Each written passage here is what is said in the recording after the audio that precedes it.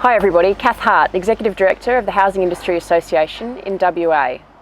I thought it'd be useful today to head out on site to see how the residential construction sector is responding to the challenges posed by COVID-19. I'm joined today by Dale Alcock from the ABN Group. Thanks very much for joining me, Dale. First of all, can you tell me a little bit about the site that we're on today? Yeah, look, it's a medium density housing site in Treeby in the state of Kalia, south of Perth. It's around about a 45 unit site. Today we've probably got about half of the slabs down. We've got a workforce of about 20 people here. So in Australia, we've seen some sectors, such as hospitality, completely shut down in response to COVID-19. However, residential construction has been allowed to continue operating on site. Can you explain a little bit about why that is?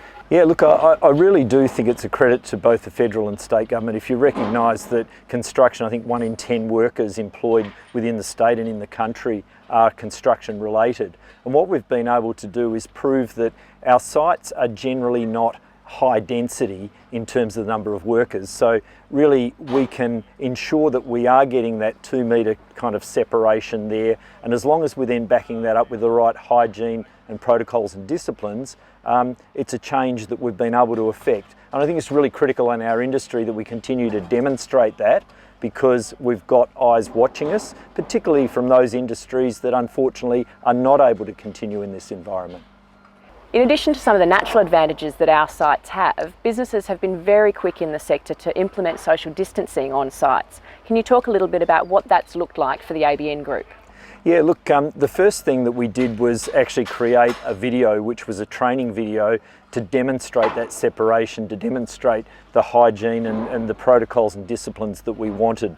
And like all sorts, of training, generally, you've just got to reinforce it. And then part of our site management and our supervision is ensuring that our trades are adhering to it, and just, letting people know when they're a little close, just to separate, and just guiding it along. And that's working very effectively. And I think the trades are very respectful as well. They're acknowledging it and saying, well, if we want to continue to work, we've got to abide by these new rules. In terms of adapting to the COVID-19 protocols and disciplines, it's something that we've really taken seriously. Our number one priority is always safety. And we see COVID-19 as very much fitting in alignment with our safety policy and procedures. So, our workers checking in on site, we're ensuring that the right social distancing's there, the hygiene, our facilities on site are being cleaned on a regular basis throughout the week.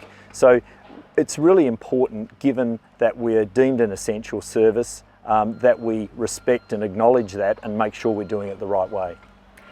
So industry's implemented an enormous amount of operational change in a very short period of time. Has that led to any changes in project timeframes for consumers?